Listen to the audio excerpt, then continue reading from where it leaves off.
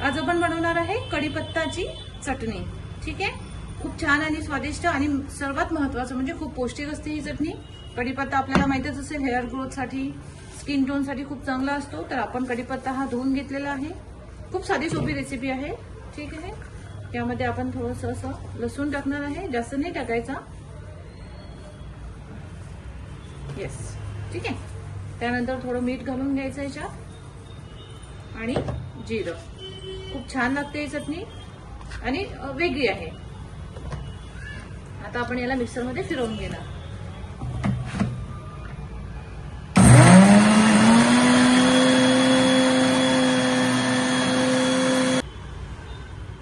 तर हे बघा, अशा प्रकारे हे तयार झालेलं आहे। आता यामध्ये आपल्याला जर पाहिजे असेल तर आपण यामध्ये शेंगदाणे टाकू शकतो। शेंगदाण्याने पण याला चांगली चव येईल।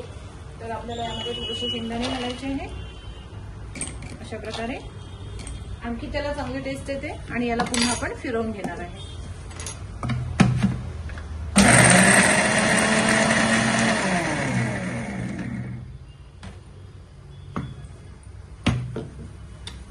हे बघा किती छान अशी तयार झाली आहे चटणी। ठीक आहे, खूप हेल्दी आणि खूप टेस्टी अशी ही चटणी आहे।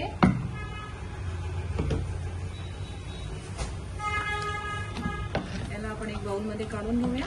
रोज जेवताना आपण ही चटणी खायलाच पाहिजे। कढीपत्ता हा खूप चांगला असतो।